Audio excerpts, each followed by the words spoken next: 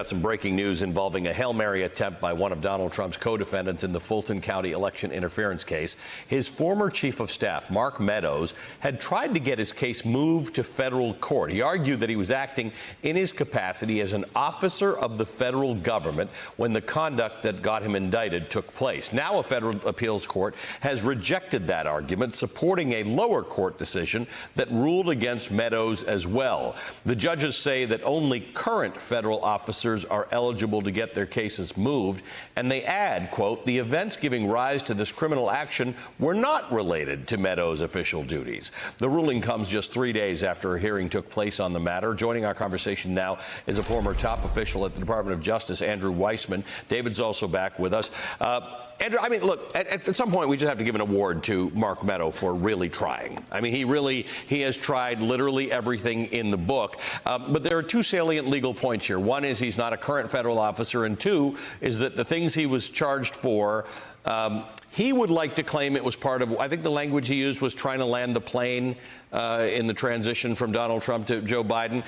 But it didn't seem like official chief of staff-ish kind of work. Yeah, so he lost on two separate grounds, as you noted. So the court said that the statute, the removal statute, only applies to current federal officers. Why? The court looked at the statute, the language of the statute, and the purpose of the statute, and said it only really makes sense in terms of interference with the current administration. And there's nothing that interferes with the current administration if you remove or don't remove a case of a former federal official. But the court went on to say, even if we are wrong, and by the way, this is the first court that has ever said that. So to Meadows, to the point of like taking an appeal, this is the first time a court has ever held that. But the court said, you know what, even if we were wrong on that, what you are alleged to have done here is not within your official duties. Very much reminiscent of a case that recently came out of the D.C. Circuit that said, when you're running a campaign, when you're taking campaign activity, even if you are currently sitting in the Oval Office and in the White House, that does not make it official business. You are just like any other campaign. The office of the White House, the office does not have any stake in who the next president will be.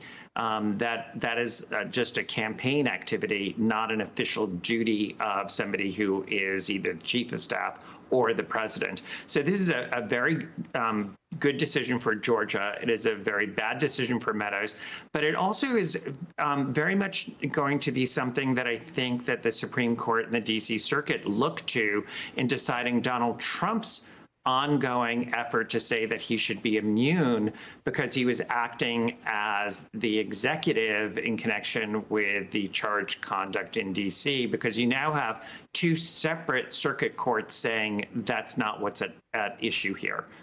So very, very good day for the government, both federal and state.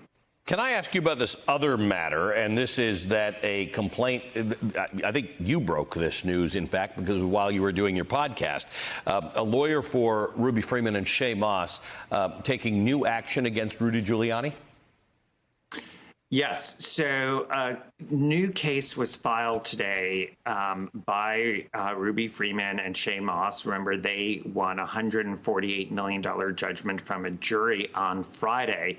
And today, not letting the grass grow and being very tenacious, they have filed an injunctive action. And you might be thinking, well, why do you need that if you just got this judgment for $148 million? It's sort of for two purposes. One, it is seeking relief to prevent Rudy Giuliani from continuing to harm the plaintiffs. In other words, continuing to disparage them. Remember, Rudy Giuliani just last week, both during the trial and right after the trial, continued to make damaging statements about the plaintiffs. So it seeks relief to say you need to stop.